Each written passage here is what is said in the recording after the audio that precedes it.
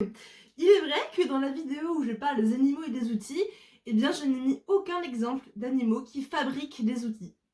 Ce ne sont que des animaux qui utilisent des éléments naturels comme outils. Alors que pourtant dans cette vidéo, j'affirme qu'il n'y a pas que l'homme qui sait utiliser et fabriquer des outils. Sauf que je n'ai aucun exemple pour illustrer mon propos, ce qui n'est pas très scientifique. L'erreur est humaine, d'accord, mais c'est pour autant qu'il ne faut pas la corriger. Et après quelques recherches, j'ai trouvé 2 espèces d'animaux qui fabriquent vraiment des outils.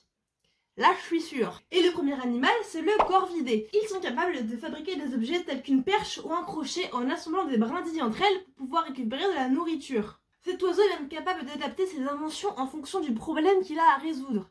S'il vous plaît. Ça veut dire qu'ils peuvent prévoir et se projeter dans leurs actions futures. Chose qu'on pensait réservée qu'à l'homme d'ailleurs. Et le deuxième animal, c'est l'araignée corolle qui fabrique un piège pour s'aider à chasser. Elle va creuser un trou dans lequel elle va disposer en cercle des cristaux de quartz qu'elle va relier avec ses fils de soie. Bon, les Osaki, ce que vous venez d'entendre sur l'araignée corolle est totalement faux. Je suis actuellement en train de faire le montage de cette vidéo et du coup je voulais des images de l'araignée corolle pour illustrer, tu vois. Du coup j'ai tapé dans le fabuleux moteur de recherche qu'est Google et je n'en ai trouvé aucune. Alors que pourtant une araignée qui fabrique un piège avec des cristaux de quartz, ça devrait être un peu connu quoi, c'est stylé, je pense qu'il devrait y avoir des photos. Et du coup j'ai approfondi mes recherches. Et j'ai découvert qu'en fait, ce que je viens de vous raconter, c'est une fausse rumeur, c'est faux. L'araignée corolle ne fabrique pas de pièges pour chasser.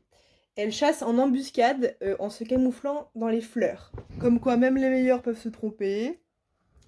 Cette rumeur, elle est due à une incompréhension scientifique, parce qu'il y a beaucoup d'études qui ont été faites notamment sur la réflexion des UV par les fleurs, qui est l'habitat principal de l'araignée corolle, et aussi les propriétés mécaniques et vibratoires de la soie de l'araignée. Et les gens ont fait le raccourci de lumière, vibration est égal cristaux. J'avoue ne pas trop comprendre le raccourci, mais soit. Et en fait, cette araignée corolle, elle a plusieurs surnoms, dont l'araignée crabe, et c'est une araignée que j'ai observée cet été. Il me semble même que j'ai posté un carrousel sur cette araignée. Avec toutes les photos que j'ai prises d'elle.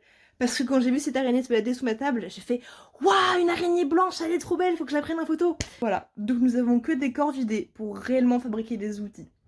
C'est déjà pas mal, vous allez dire, mais voilà.